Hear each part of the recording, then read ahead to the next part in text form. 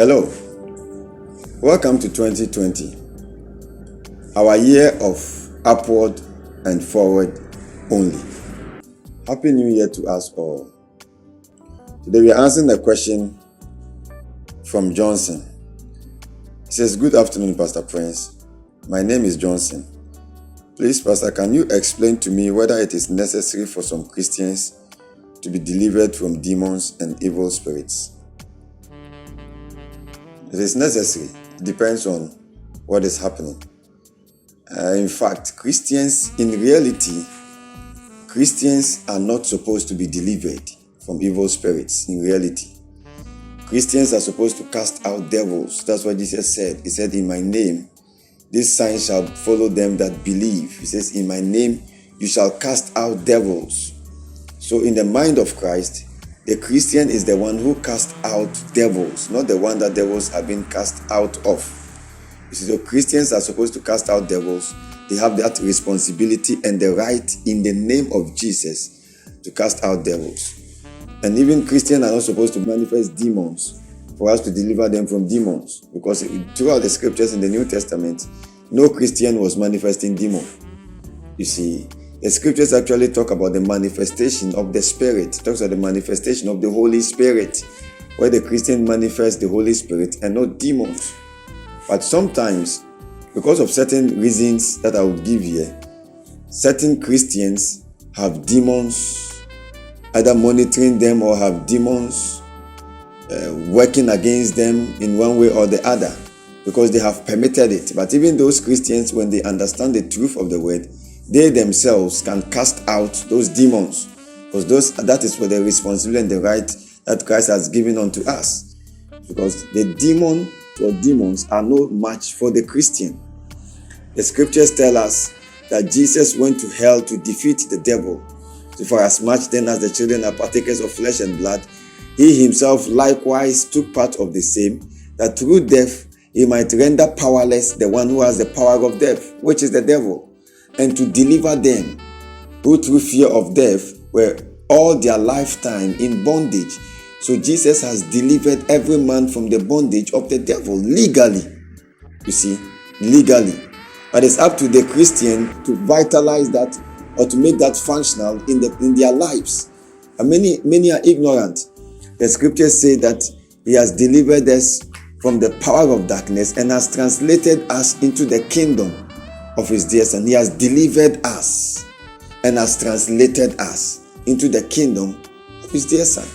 So we are free and we have the right to cast devils out. But the problem is many Christians are ignorant. And because they are ignorant, you see, demons and devils take charge because the Christians are ignorant. That's what the Bible teaches us. You see, because when you get born again, you are different. The one who is attacked by demons and the one who gets born again is different. The one who gets born again is a new creature. Is identified with the risen Christ, with the Lordship of Christ, and has the authority to deal with demons. You see, so when you are ignorant, so the demons work around Christians and all that, and Christians are supposed to be delivered and all this, because many Christians are ignorant. Secondly, many Christians give room to the devil. The scripture says, "And give no place to the devil." Some give place to the devil. How? Some through worldliness. Some Christians are worldly. The songs they listen to are worldly songs. Their whole life is worldly.